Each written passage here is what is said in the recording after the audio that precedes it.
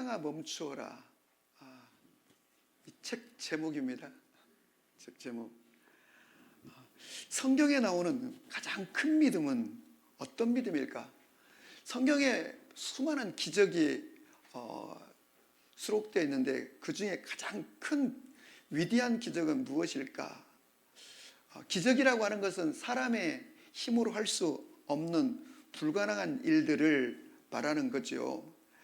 근데 사실 하나님 편에서는 큰 기적, 작은 기적이란 있지 않죠. 왜냐하면 하나님은 전능하신 분이시기 때문에. 다만 사람의 편에서 볼 때 저건 진짜 어마어마한 대단한 기적이다. 또 저건 조금 좀 어려운 기적이다. 이렇게 말할 뿐이지. 그럼에도 불구하고 사람의 눈으로 볼 때 성경에 있는 수많은 기적 중에 어떤 기적이 가장 크고 위대한 기적일까? 병을 고치는 기적, 또 치유가 일어나고 하늘에서 불이 내려오는 기적, 또 하나님이 또 행하신 여러 가지 기적 중에서 많은 사람들은 홍해바다가 갈라진 기적이 그래도 가장 큰 기적이 아니겠나라고 보는데, 저의 경우는 오늘 우리가 읽은 성경 여호수아 10장 12절에 나와 있는 태양이 달이 하루 동안 멈춘 바로 그 기적이라고 저는 생각합니다. 다시 말하면 태양이 하루 동안 멈췄다는 것은 이 지구의 이 자전과 그야말로 공전이 중지가 된 그런 사건인데, 이게 어떻게 가능한 일인가?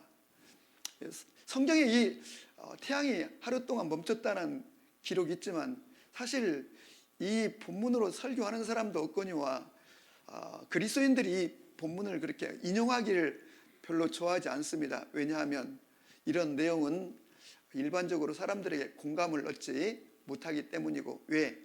합리성과 이성을 가진 인간이 생각할 때 이건 너무 허무맹랑하고 좀 너무 좀 과장된 그런 어떤 것, 신화 같은 전설적인 얘기다, 이렇게 생각할 수 있기 때문입니다. 그럼에도 불구하고 오늘 이 본문을 우리가 잘 주목하고 이 말씀이 우리의 말씀이 될 수 있다면 우리의 삶에도 동일한 일들이 일어날 수 있습니다. 그렇다고 해서 여러분들이 하늘을 향하여 탁 외치면 태양이 딱 멈추고 그런 얘기는 아니지만은, 그러나 이 본문이 우리에게 주려고 하는 그 메시지는 우리가 잘 깨닫고 우리의 삶에도 실천하고 선포하면 이와 유사한 또 이와 같은 이런저런 일들이 일어날 수 있다고 하는 것입니다. 자, 본문의 배경은 이렇습니다.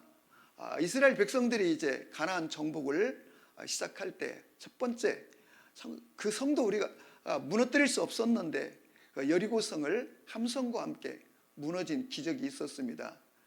두 번째 성은 아이성이었는데 그 성은 그렇게 크지 않은 성이었지만 그들이 방심하고 그들이 죄를 제거하지 않고 올라갔다가 패했지만 결국 아이성도 다시 정복하게 되었습니다.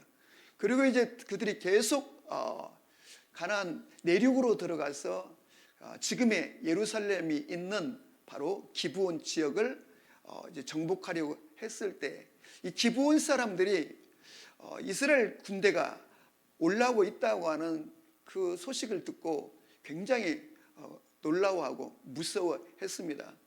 왜냐하면 저들은 일찍이 홍해를 건넌 백성들이고, 그리고 요단강을 건넌 백성들이고, 그리고 그 철옹성 여리고를 무너뜨렸고 아이성도 함락시킨 저 이스라엘 백성들이라면 자신들이 이 전쟁을 해서 이길 수 없다는 판단을 했기 때문에 그들이 서로 협의한 끝에 이런 결론을 내렸습니다. 우리가 가서 그 이스라엘 백성과 조약을 맺자. 그래서 평화조약. 그래서 이제 찾아가는데, 문제는 우리가 우리의 정체를 밝히면 결코 조약을 맺어주지 않을 것이니까 우리가 이스라엘 백성들을 좀 속이자. 그래가지고 그들이 그 자루에다가 아주 곰팡이가 잔뜩 나 있는 멀리서 온 것처럼, 그리고 헤어진 옷을 입고 아주 남루한 모습으로 여호수아를 찾아가가지고 우리는 저 멀리서 왔는데 이거 보십시오. 우리의 옷차림이며 우리가 가지고 온 출발할 때 가지고 온 그 빵이 완전히 곰팡이가 날 정도로, 그래서 우리는 이스라엘과 전쟁을 하기 원치 않습니다. 우리는 평화롭게 지내기를 원합니다. 사정을 냈더니 여호수아가 덜컥 싸우지 않겠다는데, 우리와 평화롭게 지내고 싶다는데, 그래서 이제 조약을 덜컥 맺어 주었습니다. 하나님의 이름으로.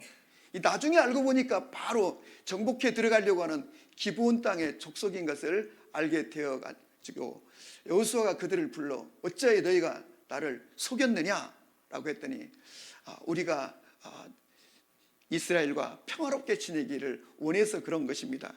그래서 이 조약을 파기할 수가 없는 거죠. 왜? 여호와의 이름으로 조약을 맺었기 때문에. 그러므로 너희는 이제부터 이스라엘 백성들에게 나무 패는 자와 물깃고 일하는 종이 되라.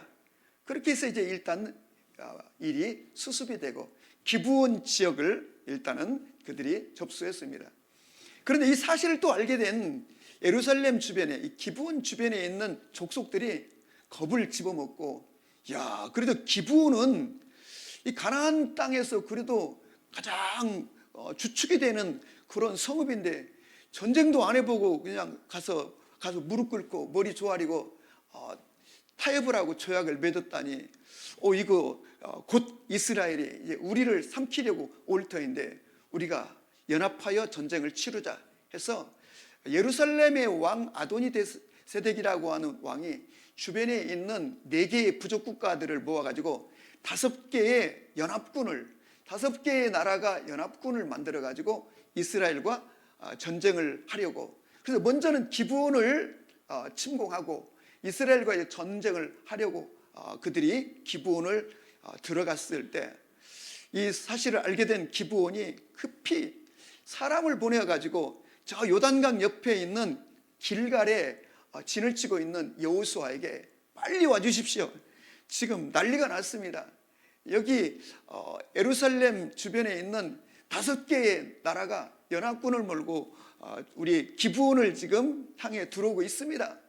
했더니 이 소식을 들은 여호수아가 이스라엘 군인들을 데리고, 우리가 성경에 보면 모든 군인들, 그리고 또 요즘으로 하면 특수부대까지, 정예부대까지 다 동원해가지고 밤중에 길갈에서 기브온까지 밤중에 달렸다는 것입니다. 여러분, 길갈에서 이 기브온은 계속 올라가는 길입니다. 그리고 기브온 지역이 산악지역이라고 할 수 있습니다. 그리고 거리는 35km, 그러니까 짧은 거리가 아니죠.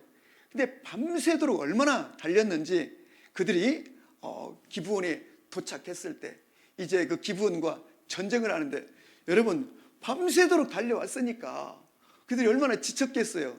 그런데 날이 새면서 이제 전쟁을 치르는데 여호와께서, 우리가 읽지는 않았지만 그 앞에 8절에 보면 너희는 반드시 이기게 될 것이고 너희를 당하지 못하리라 하시는 하나님의 약속의 말씀을 듣고 기브온과 이제 전쟁을 치르는데, 하나님께서 이 기브온과의 전쟁에서 역사하여 우박을 막 때리셔가지고 이스라엘의 군인들의 칼에 죽은 자보다 우박에 맞고 죽은 자들이, 그러니까 막 주먹만한, 막 축구공만한 막 우박들이 떨어졌던가 봐요. 그래가지고 우박에 맞아 죽은 자들이 더 많다 할 만큼, 그래서 이 5개 연합군과 이스라엘이 전쟁을 계속하면서 이스라엘이 그 연합군을, 적들을 막 밀어붙이는데, 그런데 이제 마지막 밀어붙이고 전쟁을 끝마쳐야 되는데 그때 해가 지고 있었다는 것이에요. 해가 뉘엿뉘엿 지자 놀라게 된 여호수아가, 이러면 안 되는데, 왜요? 지금 이스라엘 군인들은 사실 가나안 이 기브온 지역의 지형지물이라든가 이 구조를 전혀 알지 못합니다.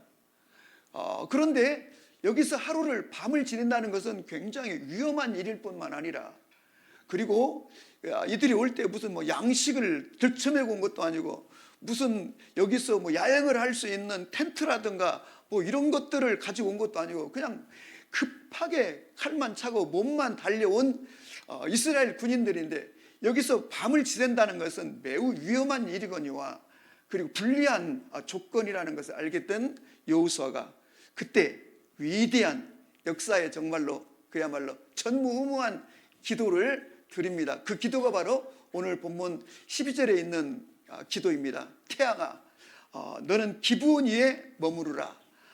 달아, 너도 아얄론 골짜기에 멈출지어다. 그러니까 간단히 말해서 태양아, 너 개 섞어라.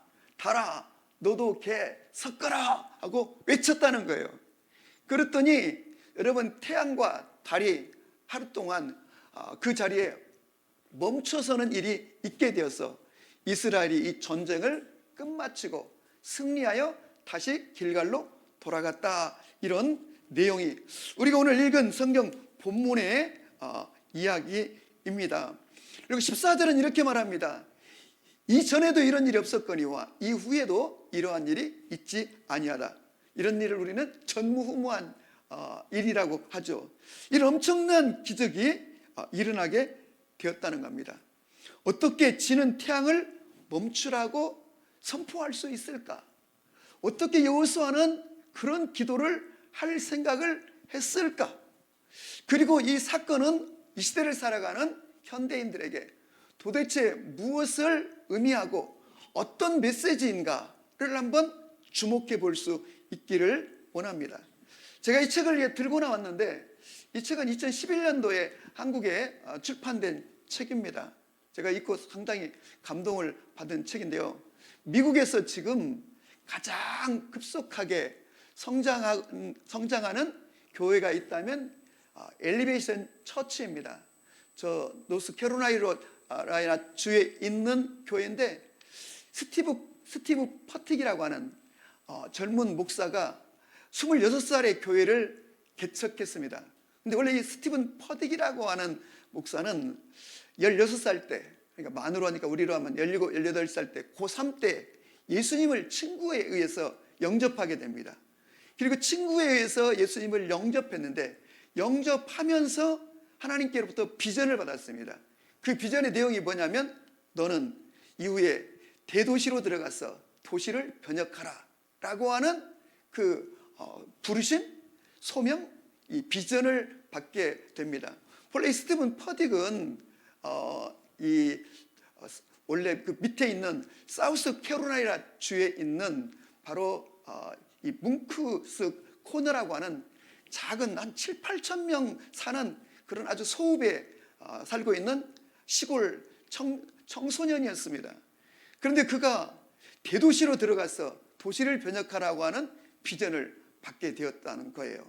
그리고 이제 그가 계속 전도하는 일과 그리고 비전을 꿈꾸면서 신학을 공부하고 목사가 되었을 때 그는 자기 지역에서 복음을 전하다가 8가정을 데리고 바로 이 위에 있는 노스캐롤라이나 주에 있는 샬럿이라고 하는 미국에서 15번째더라고요. 제가 이제 한번 찾아보니까 미국에서 15번째 큰 대도시에 들어가서 그곳에서 8가정과 함께 교회를 개척했는데 이게 2006년도 일이니까 정확히 지금 20년 된 일인데 이미 이 교회는 10수년 전에 그러니까 세워진 지 불과 몇 년 만에 어마어마한 그런 교회로 성장했을 뿐만 아니라 중요한 거는 교회가 부흥하고 성장한 데 있지 않고 이 교회가 미국에서 가장 영향력을 끼치는 초자연적인 교회라고 하는 사실입니다. 그래서 이게 스티븐 퍼딕 목사는 그 8가정의 성도들과 함께 교회를 개척하면서 처음부터 바로 이 오늘 우리가 읽은 본문의 이 태양 기도를 계속 훈련시켰습니다. 그래서 불가능한 것처럼 보이는 현실을 향하여 외치고 선포하고 끊임없이 외쳐 하나님의 기적이 나타나게 하는, 그래서 이 교회는 수많은 기적 사건들이 있는 그런 교회가 되었고, 그러면서 사람들이 몰려오면서 순식간에 큰 부흥을 일으키게 되었는데, 이 기도를 일컬어 선포기도 또는 명령기도라고 할 수 있는데요. 여러분, 이 선포기도를 드리면 단순히 우리의 삶이 변화되는 것이 아니라 우리가 하나님의 역사의 한 폭판에 서게 된다는 이야기입니다. 이분이 강조하는 선포기도의 5단계를 보니까 1단계는 하나님의 말씀에 무조건 예라고 대답하라. 하나님의 말씀에 무조건 예라고 대답하라. 2단계는 하나님의 능력에 의지하여 담대히 요청하라. 3단계는 인간의 힘으로 불가능한 일들을 향하여 구체적으로 구하라. 사람의 힘으로 할 수 없는 것들을 구체적으로 구하라. 4단계는 응답을 기다리며 동시에 최선을 다하라. 5단계는 이루신 하나님께 모든 영광을 돌리라. 이렇게 이제 성도들을 훈련하면서 선포하고 믿음으로 나아갈 것을 가르쳤을 때 정말 그 교회는 헤아릴 수 없는 수많은 기사와 표적들이 일어나게 되었다는 것입니다. 이 책에 보면 그 가운데 한 부부의 간증을 수록해 놓았는데요. 그 교회 찬양 사역자인 웨이드와 페르스 조이라고 하는 그 부부입니다. 임신을 하게 되었는데 쌍둥이 여자아이를 임신하게 되었습니다. 그래서 이 일로 교회가 초기에 축제 분위기가 되었는데요. 나중에 알고 보니까 이 아이들이 예정일보다 석 달이나 빨리 출산되었는데, 석 달이나 먼저 이렇게 출산된 이 아이들의 체중이 1kg가 되지 않는 작은 미숙아로 그렇게 태어나서 인큐베이터에 들어가게 되었는데, 병원 측의 설명은 살 수 있는 확률이 거의 없다고 얘기했습니다.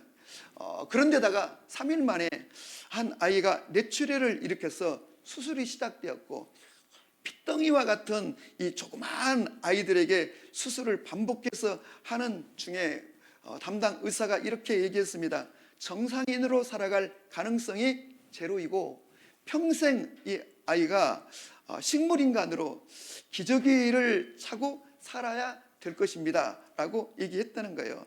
만에 하나 수술해서 살아난다 해도 평생 식물인간으로 살 수밖에 없다는 소식을 듣고 부인 페리스는 그때 상황을 이렇게 회고했습니다. 그 소식을 듣고 남편이랑 병실로 달려가 울음을 터뜨렸습니다. 하늘이 노랗습니다. 아무런 희망이 없어 보였습니다. 하지만 결국 딸들을 위해서 끝까지 싸우겠노라고 결심했습니다. 그리고 선포기도를 시작했습니다. 두 아이를 건강하게 치료해달라고 담대히 기도했습니다. 그리고 담대히 믿음으로 외치고 또 선포하고 외치고 또 선포했을 때 쌍둥이 두 아이들은 5번의 수술을 더 해야 됐고, 여러 차례 숨이 멈추거나 심장 박동수가 위험 수치까지 올라갔지만, 그럼에도 불구하고 믿음의 선포를 하고 나아갔을 때 그 아이들에게 변화가 일어났는데, 남편 웨이드는 자기가 직접 작사하고 작곡한 바로 찬양의 제목 태양아 멈춰라를 만들어 가지고 계속 불렀다는 것입니다. 그리고 그들은 병실 이곳저곳에 그 인큐베이터 위에 하나님의 언약의 말씀을 적어놓고 계속 선포하고 했을 때 두 아이는 석 달 만에 완전히 회복되어 건강한 몸으로 태어나게 되었고, 의사와 간호사들은 이 병원이 생기고 난 이래 이런 기적은 처음 본다고 하나님께 영광을 돌리고, 지금도 이 아이들이 잘 성장하고 있다는 것입니다. 큰 믿음의 사람이 되어서 담대히 선포하라고 외칩니다. 그래서 질병아 물러가라, 가정을 무너뜨리려는 흑암의 권세는 떠나갈지어다, 사업은 회복될지어다, 기적은 내 삶에 나타나라. 이렇게 태양기도란 오늘 이 시대를 살아가는 현대인들이 선포하고 또 선포하고 외칠 때 하나님의 기적을 경험하게 된다는 내용입니다. 아멘. 자, 그럼 질문입니다. 그러면 태양기도라고 하는 것은 우리가 인생을 살아가는 중에 위급한 상황을 마주하게 되었을 때 담대히 선포하고 외치면, 믿음으로 이렇게 기도하면 초자연적인 기적이 일어난다는 뜻인가? 그런 뜻은 아닙니다. 이 선포기도라고 하는 것은 제일 중요한 것이 뭐냐면 바로 이 태양기도는 비전과 관련이 있다는 사실입니다. 그래서 비전을 받은 사람이 비전의 성취를 위해서 태양기도를 드릴 때 비전을 주신 그분이 비전을 성취하기 위해서 우리의 삶에 개입하시고 기사와 표적을 일으키신다는 것입니다.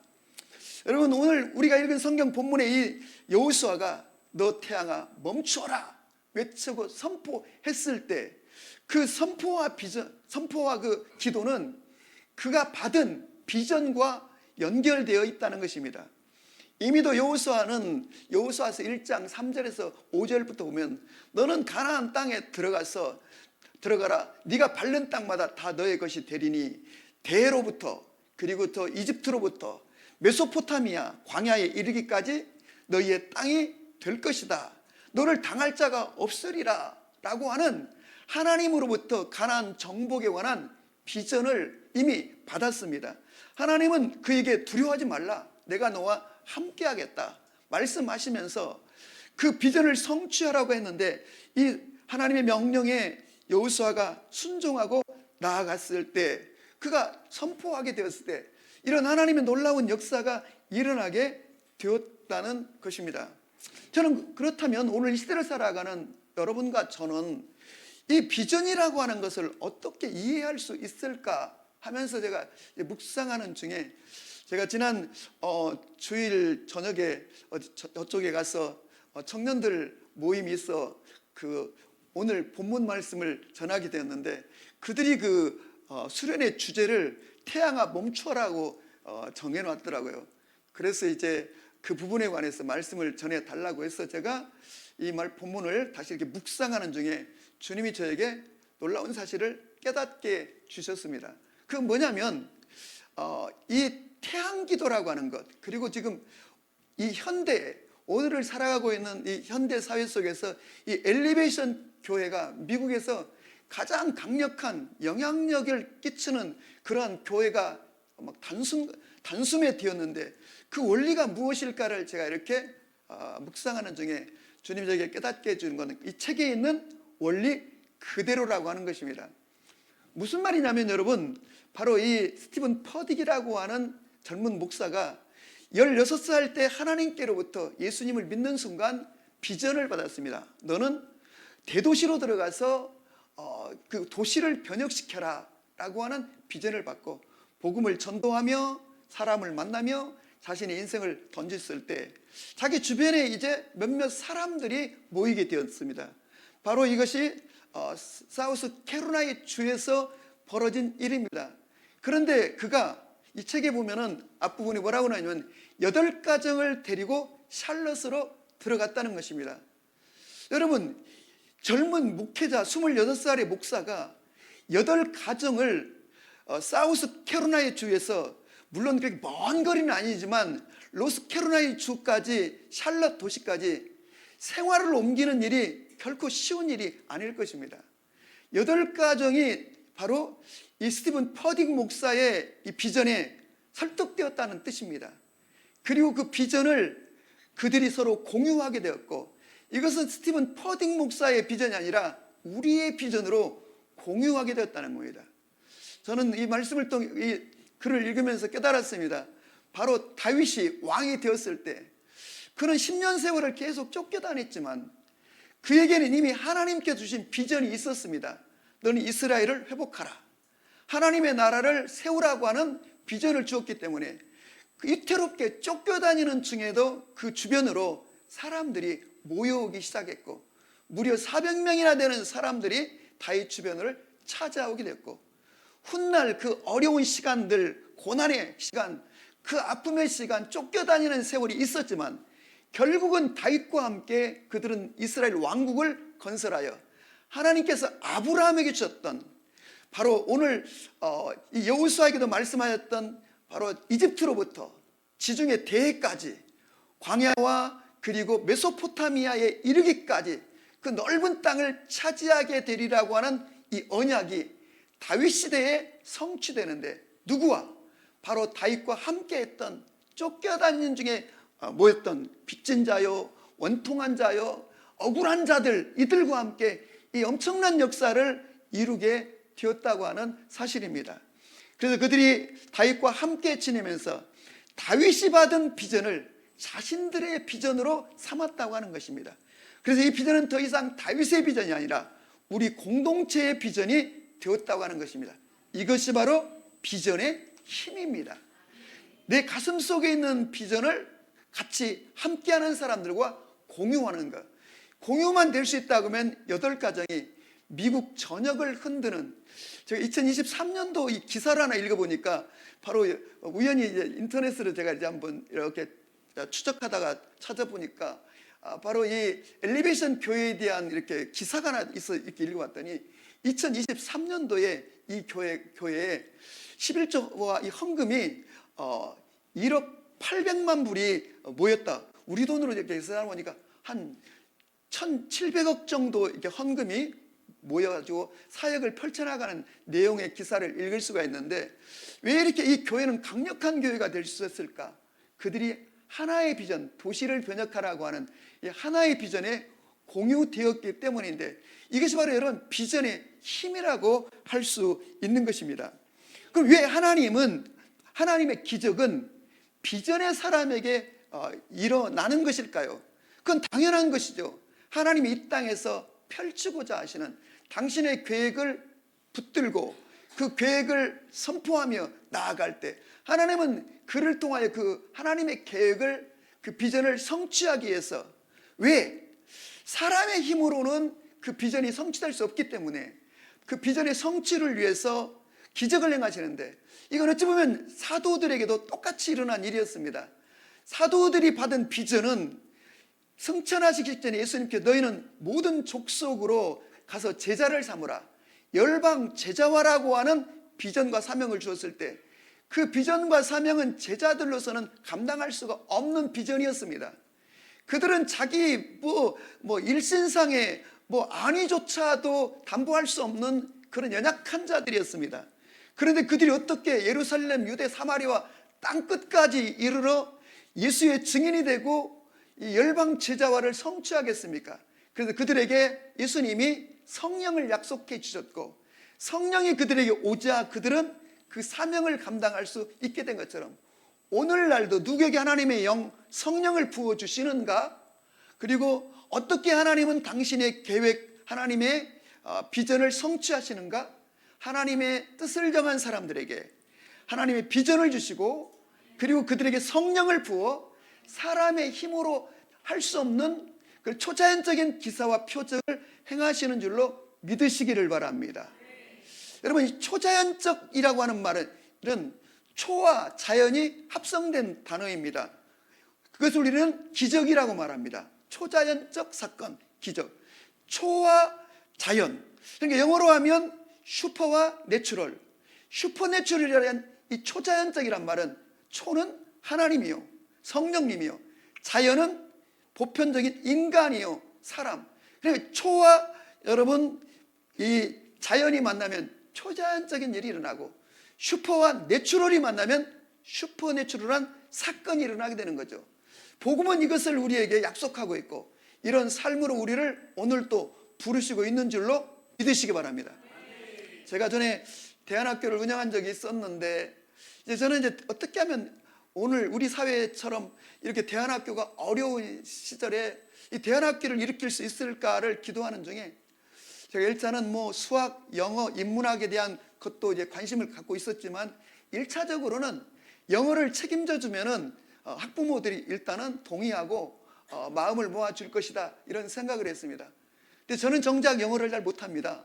그런데 어떻게 하면 모든 학생들이 영어를 잘할 수 있게 할 수 있을까? 영어를 잘하는 방법은 제가 알기로 간단합니다. 간단한데 제가 나중에야 이것을 깨달았습니다. 그건 미국에 가서 일정 기간 살다 오면 영어를 잘하게 되었습니다. 또 하나가 있다면, 그렇게 못한다면 미국을 한국에다 세팅시키면 되는 겁니다. 자기 주변에 학교에 세팅시키면. 그래서 제가 이제 미국으로 가기로 결심을 했습니다. 그리고 미국의 아주 영적인 그 선교단체에 가가지고, 지난 우리 교회 와서 설교하신 이 김재익 선교사님에게 또 우리 이성재 목사님에게 통역하라 하고, 제가 미국에 있는 그 신실한 그런 청년들을 모아달라고 그랬습니다. 그래서 3명, 5명 이렇게 모아주면 제가 한 40분씩, 1시간씩 이제 막 브리핑을 했습니다. 막 열불을 토하면서 여러분들, 이 대한민국이 지금 경제적으로 세계 10대 안팎에 있는 엄청나고 놀라운 나라가 되었습니다. 그러나 대한민국은 5,000년 역사 속에 늘 굶주렸던 1000번의 침략을 당한 그런 민족입니다. 어떻게 이 대한민국이 오늘 여기까지 올 수 있었을까요? 그리고 이것은 바로 복음과 함께 온 것입니다. 1885년 미국에서 온 언더우드 아펜셀라 선교사 부부를 통하여 복음이 전파되었고, 이 복음과 함께 계몽이 일어났고, 학교와 병원과 교회와 단체들이 세워지면서 이 선교사들이 전해준 복음은 이 한국의 역사와 함께 오늘에 이르게 된 것입니다. 그래서 한국교회는 2000년 기독교의 역사 유래를 찾아볼 수 없을 만큼 부흥이 일어났습니다. 이 모두가 다 미국에서 파송한 선교사들 덕분이라고 할 수 있습니다.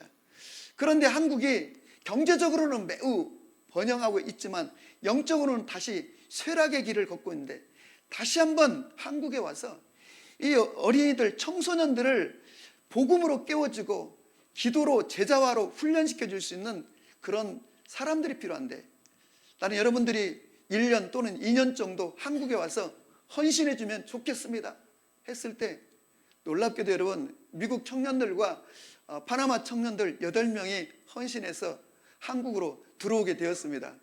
이게 뭘까요, 여러분? 기적의 힘입니다. 당신이 복음을 위해서 1년 내지는 2년만 헌신해 주면 많은 열매가 맺혀질 것이고, 당신은 하나님의 이 기적의 한 복판에 서게 될 것입니다 라고 했을 때, 여러분, 이것이 무슨 인간적인 아주 달콤한 말로 감동시키고 설득했을 일 아니죠.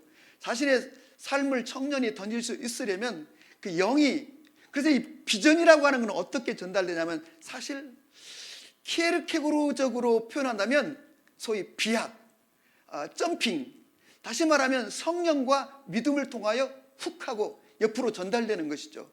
다윗 가슴 속에 있던 이 하나님의 비전이 함께 했던 사람들의 가슴 속에 훅 하고 들어간 것처럼, 이 엘리베이션 교회의 스티븐 퍼딩 목사가 16살 때 받은 이 비전이 함께하는 그 동역자들 가슴 속에 전달될 때, 그들은 시대를 움직이고 도시를 변혁시키는 큰 역사를 이루었던 것처럼, 하나님은 오늘 또 우리들에게 이런 사명을 감당하기를 원하는 줄로 믿습니다. 여러분, 하나님은 위대한 누군가를 만나 그를 통해 일하시는 것이 아니라, 평범한 사람이 위대하신 하나님을 만나 위대한 일을 감당하게 되는 것처럼, 여러분과 저의 삶에도 이런 역사가 있기를 바라는 것입니다. 제가 부목사로 있을 때 저희 영등포 쪽에 있는 교회가 아주 막 혼란에 빠진 적이 있습니다. 그거는 교회 안에 막 다단계를 하시는 분들이 막 나타나가지고, 교회가 그냥 막 다단계로, 주일날 보면 막 다단계 이렇게 막 물건들 봉투에다 들고 다니면서, 이것이 여러분 교회가 되겠습니까? 그래서 제가 이 담당자 엔체의 다단계를 교회 안에 끌고 들어온 분을 이제 만나가지고 이렇게 뭐라고 했어요. 그런데 그분이 저한테 이렇게 설명합니다. 목사님, 왜 이걸 막으십니까? 이거 하면 우리 성도들이 정말로 저 동남아 쪽, 이 하와이 쪽 그 해변에서 그 바다를 보면서 요트를 타고, 저녁이 되면은 그 해지는 석양을 바라보며 고급 레스토랑에서 바닷가재를 먹고 지내는 그런 삶이 보장되어 있는데, 이제 그것이 그 회사가 사원들을 훈련시키는 교육의 내용이고 비전이었습니다. 그래서 제가 이렇게 얘기했습니다. 그런 것이 비전이라면 그러면 비전 축에도 끼지 못하는 것이라고. 하나님이 주시는 비전 속에는 때로는 고난도 있고 때로는 가난도 있을 수 있고 역경도 있을 수 있지만, 우리는 하나님의 영광 그리고 타인을 위해서 우리의 삶을 던지는 것이지, 그것이 내가 호의호식하며 석양 무렵에 바닷가재를 먹고 있는 것이 비전이라면 그게 무슨 놈의 비전이고 신앙과 무슨 관련이 있다고 교회 안에서 이렇게 하느냐고 제가 호통을 친 적이 있었는데요. 여러분 사실 알고 보면 오늘날 너무 많은 그리스도인들은 이런 식의 비전을 쫓고 있다고 하는 사실입니다. 노후가 안락하고 평안하고 부유하면 하나님께 많은 축복을 받았고 하나님의 은혜 속에 복받은 가정이라고 생각하는데, 여러분, 비전이 없는 가정, 하나님의 나라, 하나님의 영광, 하나님의 확장에 관심이 없는 성도, 신앙은 정상이라고 볼 수 없거니와 적어도 성경적이지는 않다고 하는 걸 기억하고, 여러분과 저와 우리의 삶이 남은 삶 가운데서 하나님께 어떤 모양으로든 쓰임받는, 하나님 나라 확장에 우리의 삶이 쓰여지는 그런 인생이 되기를 축원합니다. 아멘.